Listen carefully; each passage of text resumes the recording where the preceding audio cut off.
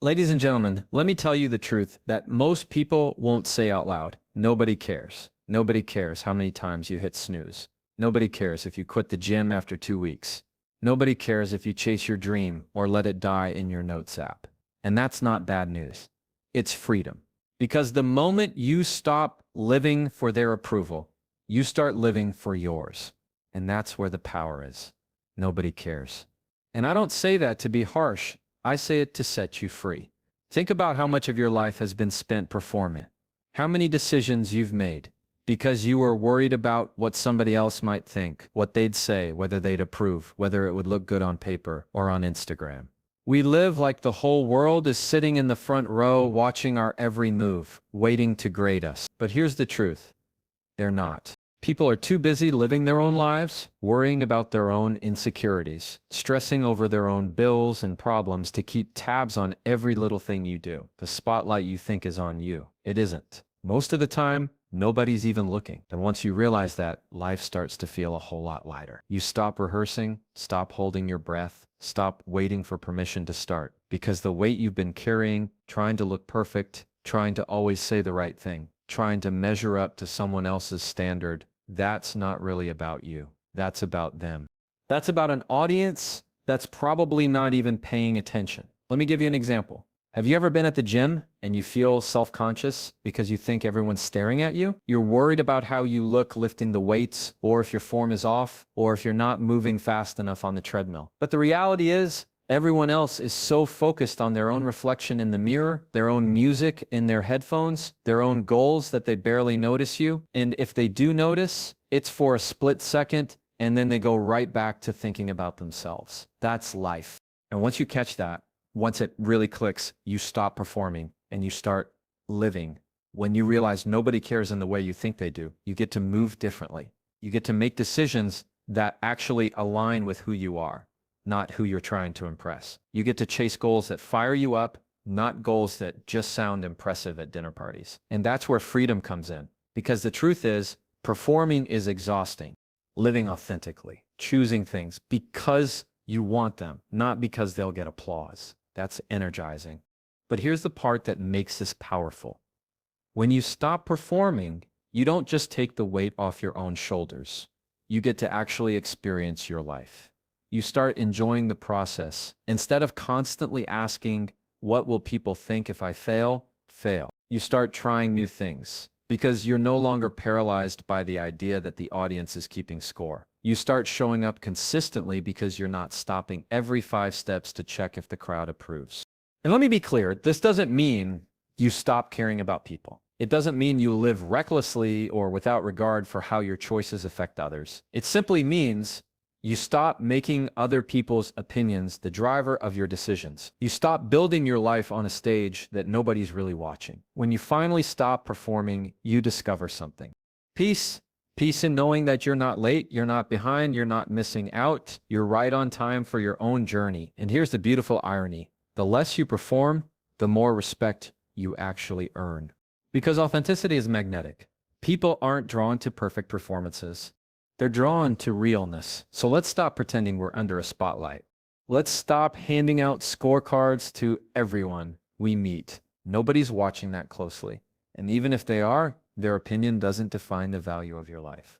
Do it for you. That's the only approval you'll ever really need. Approval is one of those things we chase without even realizing it. From the time we're kids, we learn to light up when someone claps for us, when a teacher says, good job, when a parent nods with pride, and that's fine when you're young. But somewhere along the way, that approval becomes an addiction. It's no longer about doing something because it matters to you. It's about doing it because you hope someone else will validate it. And here's the hard truth. That approval you're chasing is never enough, and it never lasts. Think about the last time you hit a milestone. Maybe you got promoted. Maybe you graduated. Maybe you finally bought the car or moved into the house you'd been dreaming about. In that moment, the congratulations felt good. People clapped. People liked your post. People said all the right words. And then what happened? Life moved on. The applause stopped, and you were left with yourself. The high of approval wore off quicker than you thought it would. That's because approval isn't fuel. It's a spark. It flares up, but it doesn't keep the fire going. Here's the problem with living for approval. It keeps you on a leash. The moment you tie your sense of worth to other people's reactions, you've given away control of your life. You can't move freely. You can't choose boldly because every step you take has to go through an invisible filter. Will they approve? And the scary part is usually a moving target. One day it's your friends. The next day it's your boss. Another day it's people online that you've never even met. You keep adjusting who you are, what you say, what you do, just to keep winning the nods. But you never stop to ask, do I approve? And that's the question that really matters. Because when you start aligning your choices with your own values, your own convictions, your own vision of what you want life to look like, that's when you stop feeling like a puppet. That's when you start living with strength. Approval is overrated because it's external. It shifts, it's fragile. But self-approval, self-respect, that's something nobody can take from you once you've built it. Let me paint you a picture. Imagine you're running a race and the crowd is cheering you on. It feels great, but halfway through the crowd starts to thin out. People leave. Some turn their attention to other runners. Some get bored. If you are only running for the sound of their cheers, you're in trouble. You'll slow down. You'll question if it's worth it. But if you're running because you told yourself you'd finish, if you're running because you made a commitment to see it through, then it doesn't matter how loud the crowd is or if there's even a crowd at all. That's the difference between approval and conviction. One fades, the other carries you. What makes this so powerful is that once you stop craving approval, you stop fearing disapproval. You're no longer paralyzed by someone rolling their eyes or someone not clapping for you or someone saying you're doing it wrong because you've already decided their opinion doesn't get to outrank your own. That doesn't mean you stop listening to wise counsel. That doesn't mean you shut yourself off from feedback, but it does mean you stop bending your entire identity around the need to be liked. And the truth is, the people who matter most don't love you because of the things you do that look impressive. They love you because of who you are. And when you realize that, it frees you from the performance trap. The only person you have to prove anything to is the one looking back in the mirror. So stop chasing the nods. Stop waiting for someone to stamp your decisions with their seal of approval. Live in a way where the approval you need comes from within, because approval is overrated. But your own respect for yourself, that's priceless. Nobody likes discomfort. Let's just be honest about that. We're wired to avoid it. We want things to feel good, to be smooth, to be easy. But here's the thing. Nothing worth having is built-in comfort. Growth never shows up when everything's convenient. It shows up in the moments you'd rather quit, the moments you'd rather hide, the moments you'd rather take the shortcut. And those moments, as much as we hate them, are the exact places where strength is born. Think about the gym. You don't build muscle by lifting something that feels light. You build it by pushing weight that forces your body to adapt. You feel the burn, the stretch, the ache, and then over time, you get stronger. Life works the same way. Struggle is resistance training for your character. Every time you lean into something uncomfortable, you're tearing down the old version of yourself to make space for the stronger version that's trying to emerge. The funny part is, people aren't keeping score while you're struggling. We imagine that others are watching us trip, stumble, sweat, and look foolish. But the truth is, most people don't care. They only notice the results. They see the transformation, the strength, the breakthrough, but they weren't there for the nights. You doubted yourself, or the mornings you didn't want to get out of bed, or the silent battles you fought when no one was around. And that's okay, because those hard moments aren't meant to impress anybody else. They're meant to change you. Discomfort has a way of refining us in ways comfort never could. It teaches you resilience. It teaches you patience. It teaches you how to keep moving, even when the path isn't smooth. And more than anything, it strips away the illusion that growth should feel easy. The truth is, if it feels easy, you're probably not growing, you're just coasting. But here's the trap. We spend so much energy trying to avoid discomfort that we rob ourselves of the growth it carries. We stay in jobs that drain us because the thought of starting over feels scary. We keep quiet about our dreams because the possibility of failing in front of others feels humiliating. We stick with old habits because the idea of discipline feels too restrictive. And all the while, we convince ourselves we're staying safe when really we're staying stuck. What shifts everything is when you start seeing discomfort, not as a signal to stop, but as a signal that you're in the right place. When your legs burn during a workout, that's not a sign you're weak. It's a sign you're building strength. When you're nervous before taking a big risk, that's not a sign you're unprepared. It's a sign you're stretching beyond your comfort zone. When you feel resistance, it means you're moving against something that wants to keep you the same. And that's exactly where change begins. The people you admire, the ones you look at and think, how did they do it? They didn't get there by avoiding the uncomfortable. They leaned into it. They embraced the awkward beginnings, the failures, the uncertainty, the nights where nothing seemed to be working. They kept showing up when it was hard, and that's why they grew. That's why they became someone worth admiring. So if you're in a season right now where it feels heavy, where it feels uncomfortable, where you're wondering if it's even worth it, don't run from that. Don't numb it. Don't assume it means you're on the wrong path. More often than not, it means you're exactly where you're supposed to be. You're in the middle of becoming. And here's the part I don't want you to miss. The discomfort won't last forever, but the strength it builds will. Every rep you push through, every challenge you endure, every moment you choose growth over comfort, that all stays with you. It compounds. It stacks. It builds a version of you that looks back one day and says, I'm glad I didn't quit when it got hard. So stop fearing discomfort. Start using it, because the pain of growth is temporary, but the power it gives you lasts a lifetime. We live in a world where everyone wants to show their grind. Post the late nights, share the motivational quotes, record the hustle, and that's fine. But here's the truth. The loud grind isn't the one that wins. It's the quiet work, the work nobody sees, the habits nobody claps for, the sacrifices nobody knows you're making. That's where the real difference is made. Think about it. Anyone can post about starting. Anyone can talk about their plans, their goals, their someday. But starting isn't special. Starting is easy. What's rare is consistency. What's rare is staying committed when the hype has died down, when nobody's checking in on you, when nobody's watching to applaud. That's the work that changes you. The quiet work is the early mornings where you choose discipline over comfort. It's the nights where you say no to distractions because you've promised yourself something bigger. It's the practice runs, the rough drafts, the countless repetitions that nobody will ever see, but that shape everything about how you show up when it matters. That's the kind of work people overlook because it's not glamorous. It doesn't get you likes or validation, but it stacks, it builds, and one day it shows up as mastery. Most of the time, people only see the results. They'll see the fit body, but not the thousands of reps. In silence, they'll see the successful business, but not the sleepless nights, the failures, the boring tasks that got it off the ground. They'll see the talent, the performance, the breakthrough moment, but not the years of quiet, uncelebrated practice.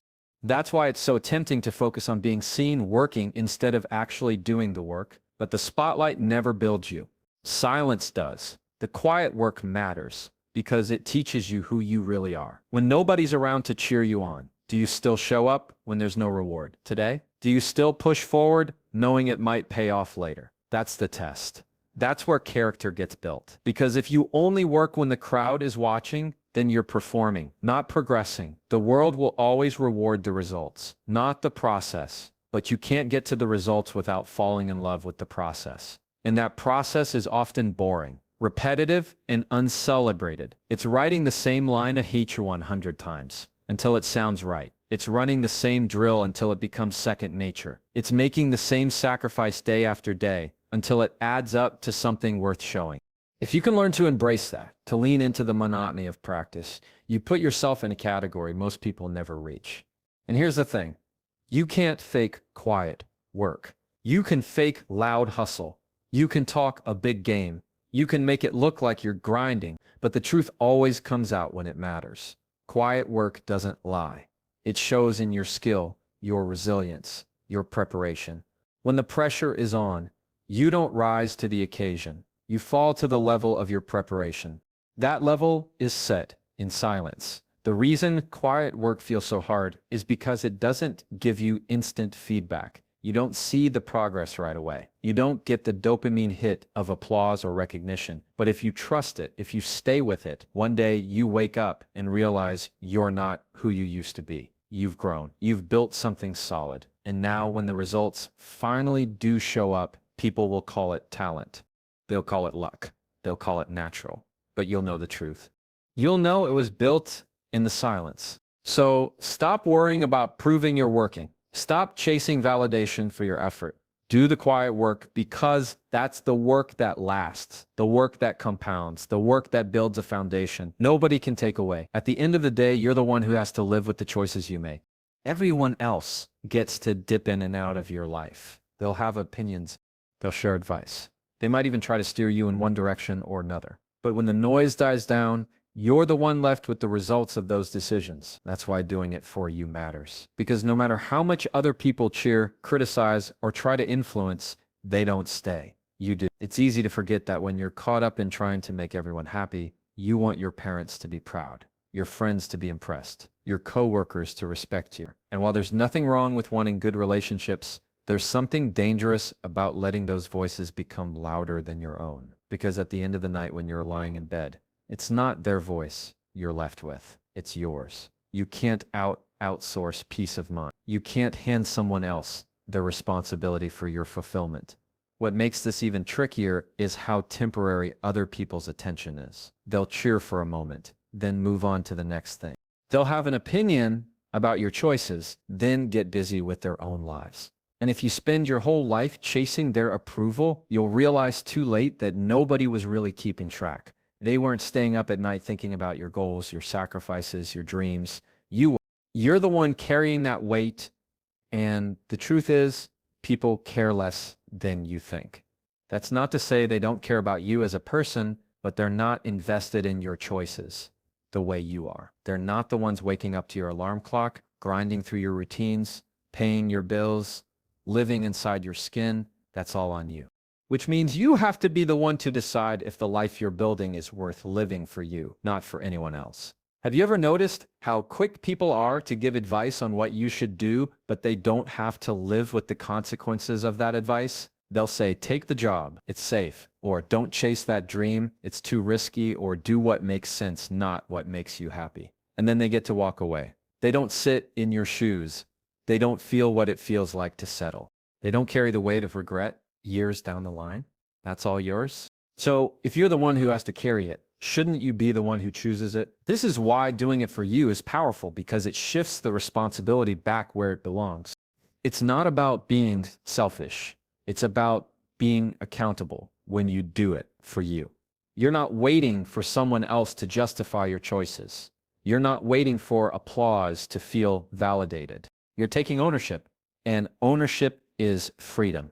Here's the irony. When you live this way, when you build a life that's true to you, the right people actually respect you more, not because you bent to their expectations, but because you did, because you had the courage to choose your path, even when it didn't make sense to anyone else. Authenticity commands more respect than approval ever could. So if you're at a crossroads right now, if you're weighing your options and trying to decide which path to take, here's the question to ask yourself when the crowd goes home, when the voices quiet down, when it's just you with your own thoughts. Will you be proud of the choice you made? If the answer is no, don't do it. If the answer is yes, even if nobody else understands it, that's the path worth taking. Because at the end of the day, everyone else gets to walk away. You're the one who has to stay. You're the one who has to live with the result. And that's why you should always do it for you. Nobody cares as much as you think they do. And that's not a problem. It's a gift, because it means you don't have to perform for an audience that isn't watching. You don't have to chase approval that won't last. You don't have to run from the discomfort that's shaping you. You don't have to broadcast your grind to prove it's real. And you don't have to live for anyone else, because at the end of the day, you're the one who stays. So stop giving your life away to other people's opinions. Stop waiting for applause. Stop hiding from the hard parts. Build the habits no one sees, Make the choices you'll be proud of. When the noise is gone. Because when you do it for you, that's when life finally starts to feel like it's yours.